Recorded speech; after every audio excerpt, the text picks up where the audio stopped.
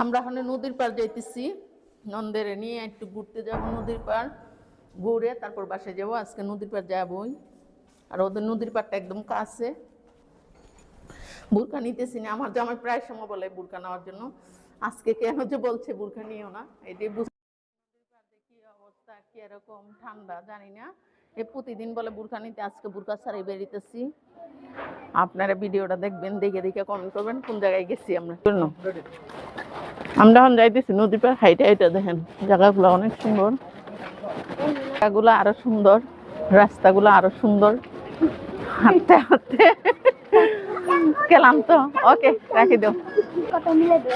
এইদিকে আসার পরে ওনার ছবিটা দেখার পরে, আমার প্রিয় নেত্রী, ওনার ছবি দেখার পরে আমার অনেক কলিজাটা কাঁপি উঠছে। হ্যাঁ নাই আমার মেয়ে পানি খেতে বলিছে, আমার নন্দে গেছে ওই দোকানে পানি খাওয়াইতো, বুঝেন আপনার অবস্থা।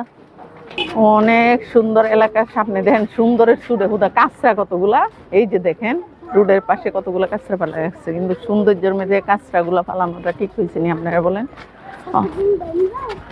সামনে দেখেন কি সুন্দর একটা দুতলা টিনের ঘর, আবার সিসি ক্যামেরা লাগাইছে, আপনারা দেখেন।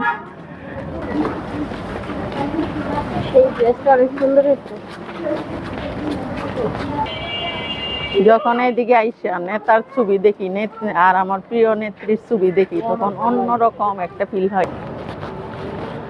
জায়গাগুলো অসাধারণ অসাধারণ, হাঁটতে আমার ভালোই লাগতেছে। এই যে সামনে নদীর পাড়, সামনে নদীর পাড়, এই যে নদীর পাড়ে চলে আসছে শীতলক্ষা নদী, আর ওই নদীর পাড় চলে আসছি। আমার অনেক ভালো লাগছে যখন নদীর পাড় আসি, আমার অনুভূতিটা অন্যরকম আসে। আমরা এখন শীতলক্ষা নদীর একদম পাড়ে পাড়ে চলে আসছি, আমার এত ভালো লাগে ওইখানে আসলে, একটা নিরাপত্তা ফিল হয়। আর আমার এই কুতুবপুর সাহেবের ঘাট, আপনার যারা যারা ঘুরতে ইচ্ছা হয় আপনার চলে আসেন। আমরা এখন শীতলক্ষা নদীর পাড়ে চলে আসছি, আর এখন একটা নৌকা নিবো, আর নৌকাটা নিয়ে পুরো নদী ভ্রমণ করবো, আর আপনাদের সাথে ভিডিওটা শেয়ার দিব। ওকে।